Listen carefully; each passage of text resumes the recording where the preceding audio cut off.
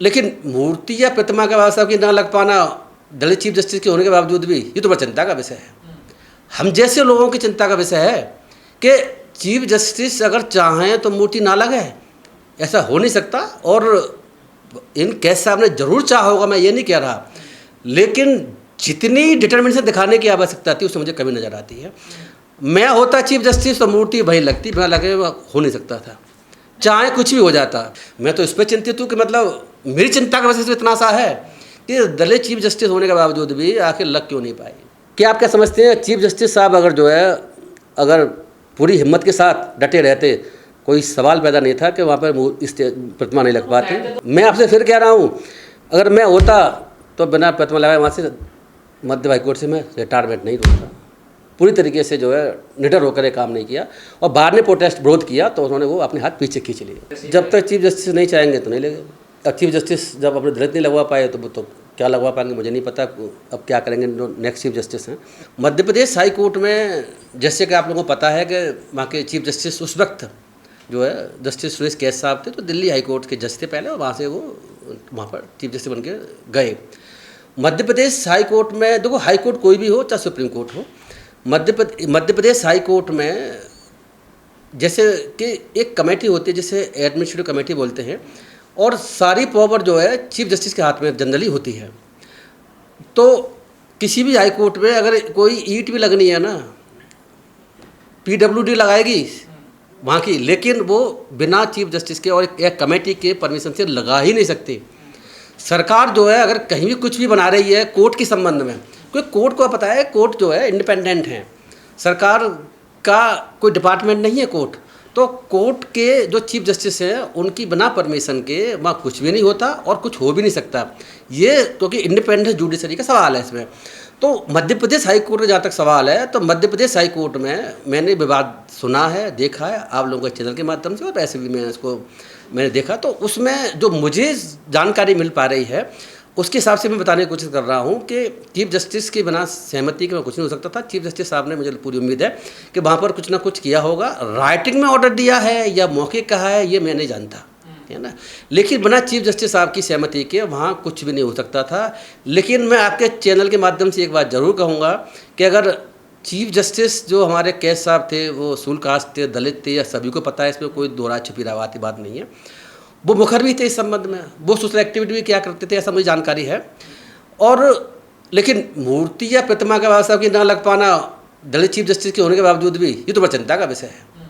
हम जैसे लोगों की चिंता का विषय है कि चीफ जस्टिस अगर चाहें तो मूर्ति ना लगे, ऐसा हो नहीं सकता। और इन कैस साहब ने जरूर चाहा होगा, मैं ये नहीं कह रहा, लेकिन जितनी डिटर्मिनेशन दिखाने की आवश्यकता थी उससे मुझे कमी नज़र आती है। मैं होता चीफ जस्टिस तो मूर्ति वहीं लगती, बिना लगे हो नहीं सकता था, चाहे कुछ भी हो जाता। प्रतिमा देखो, जब प्रतिमा वहाँ लगनी शुरू हो गई और प्रतिमा लगने का जो है वहाँ फाउंडेशन बन गया, शायद मेरे ख्याल से प्रतिमा भी आ गई थी, मतलब उसके बाद वकील सब कुछ नहीं हो सकते। मैं भी वकील हूँ आज के समय में, लेकिन वकील तो वहाँ दलितों के वकील भी हैं, वो उसकी सपोर्ट भी कर रहे थे। बस बहुत लोग जब पार्लियामेंट में लग सकती है, सुप्रीम कोर्ट में लग सकती है, तो वहाँ क्यों नहीं लग सकती? इसमें विवाद कैसे होना चाहिए? मैं तो इस पर चिंतित हूँ कि मतलब मेरी चिंता का वजह से इतना सा है कि दलित चीफ जस्टिस होने के बावजूद भी आखिर लग क्यों नहीं पाई। तो क्या सर बार को कोई ऐसी पावर होती है कि उसकी सहमति जरूरी होती है चीफ जस्टिस? ना, ऐसा कुछ सहमति जरूरी है कोई कंसेप्ट नहीं है। चीफ जस्टिस अपने इंडिपेंडेंट, लेकिन जनरली क्या होता है कि जुडिशरी भी नहीं चाहती है कि बार बेंचों के विवाद हो, तो उनको साथ लेकर चलती है। इसमें कोई शक नहीं है, इसमें कोई शक नहीं। लेकिन इसका मतलब ये नहीं है कि बार जो चाहे वही करेगी। आपको मैं एक इंस्टांस बताता हूँ सुप्रीम कोर्ट का। सुप्रीम कोर्ट बार एसोसिएशन, इसमें प्रेसिडेंट कौन है पता है आपको? अभी बने हैं, जिन विवाद भी हुआ था उनके ये है विकास सिंह जी। विकास सिंह सीनियर एडवोकेट हैं, मैं उन्हें जानता हूं विकास सिंह जी को। और विकास सिंह जी अब से पहले, इससे पहले कपिल सिब्बल साहब थे सुप्रीम कोर्ट बार प्रेसिडेंट, उससे पहले जो है उससे पहले शायद विकास सिंह जी थे। ये दोबारा बने विकास सिंह जी। अभी जब ये बार के प्रेसिडेंट थे, सुप्रीम कोर्ट बार एसोसिएशन के प्रेसिडेंट थे, तो ये जब चंद्रचूड़ साहब चीफ जस्टिस थे तो ये सुप्रीम कोर्ट में गए। वहाँ सुप्रीम क्या था कि वहाँ एक ज़मीन थी, आपको पता नहीं, विवाद पता होगा शायद ही, आप तो मीडिया वाले हैं। तो वहाँ बार ये चाहती थी कि इस ज़मीन पर बार का ऑफिस, बार के चैम्बर बने।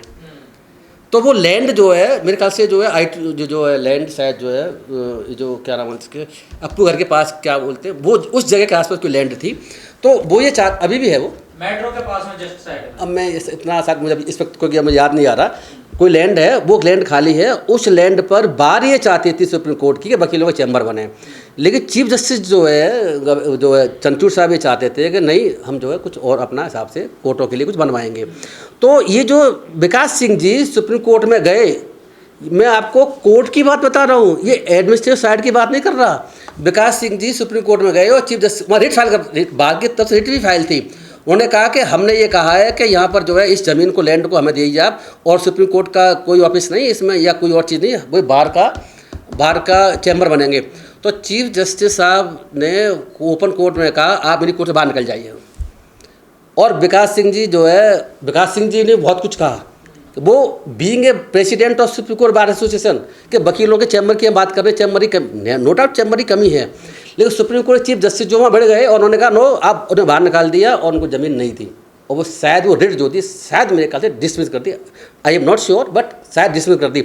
जब वहाँ पर ये कर सकते हैं तो यहाँ पर ऐसा नहीं हो सकता। क्या आप क्या समझते हैं चीफ जस्टिस साहब अगर जो है अगर पूरी हिम्मत के साथ डटे रहते, कोई सवाल पैदा नहीं था कि वहाँ पर प्रतिमा नहीं लग पाती। तो रहेगी, लगेगी, मूर्ति लगेगी। मेरी पर्सनल उनसे जानकारी नहीं है, मुझे नहीं पता, मैं पर्सनल उनको नहीं जानता, मेरी पर्सनल बात भी नहीं हुई है। मैंने कोई राइटिंग में ऑर्डर मैंने नहीं देखा, लेकिन वहाँ प्रतिमा लगाने का कोई इशू था। वहाँ पर जैसे आपने कहा फाउंडेशन बनी थी, वास्तव में बनी थी, और फिर बाद में मूर्ति भी आई है, विवाद हुआ है। बन गया था। तो आखिर सर क्या वजह रही, क्यों चीफ जस्टिस होते हुए वो भी अम्बेडकरवादी हैं, वो जिस लिए वजह सिर्फ एक ही है, क्या बार से न टकराना। मैंने जैसे तो क्या है उससे? ये तो आप उनसे पूछिए, मैं कैसे कह सकता हूँ। मैं आपसे फिर कह रहा हूँ, अगर मैं होता तो बिना प्रतिमा लगाए वहाँ से मध्य हाई कोर्ट से मैं रिटायरमेंट नहीं होता। तो क्या सर चाहे कुछ भी हो जाता, मैं आपसे फिर कह रहा हूँ। तो देखो बात ये है, हिम्मत की बात है। कैश साहब बड़े हिम्मती हैं, सोशल एक्टिविटी में लगे रहते हैं, ये मत मुझे इतना मुझे पता है। लेकिन यहाँ पर मुझे लगता है कि कहीं ना कहीं उन्होंने जो है वो पूरी तरीके से जो है निडर होकर काम नहीं किया, और बार ने प्रोटेस्ट विरोध किया तो उन्होंने वो अपने हाथ पीछे खींच लिए। तो क्या बार का दबाव रहा है चीफ जस्टिस साहब? 100%, इसमें तो कोई बात ही नहीं है। आप क्या बात कर रहे हैं, बार का दबाव इतना होता है। अगर मुझसे पूछें 30 हजारी कोर्ट में, आपको पता है क्या हुआ था? 30 हजारी कोर्ट में 2000 जब जो है डिस्ट्रिक्ट जज थे, मैं नाम बोल रहा हूँ, क्या नाम है, जस्टिस धींगरा, बाद में जस्टिस बने धींगरा साहब, एस.एन. धींगरा जी। उस वक्त बार ने क्या किया पता है आपको? 30 से 35 कोर्टों में तोड़ फोड़ करी। मैं भी, जब मैं 30 हज़ार में पोस्टिंग नहीं थी, मेरी पोस्टिंग सब थी करकटुआ में शादी या प्रयासपुर रहा हूँ तब। तो तोड़ फोड़ करी, तोड़ फोड़ करने के आप कह रहे हैं कि बार का दबाव होता है, तोड़ फोड़ करी वहाँ पर। और तोड़ फोड़ करने के बाद में बार के पेशेंट में सब शामिल, 30 हज़ार की बात बताऊँ आपको।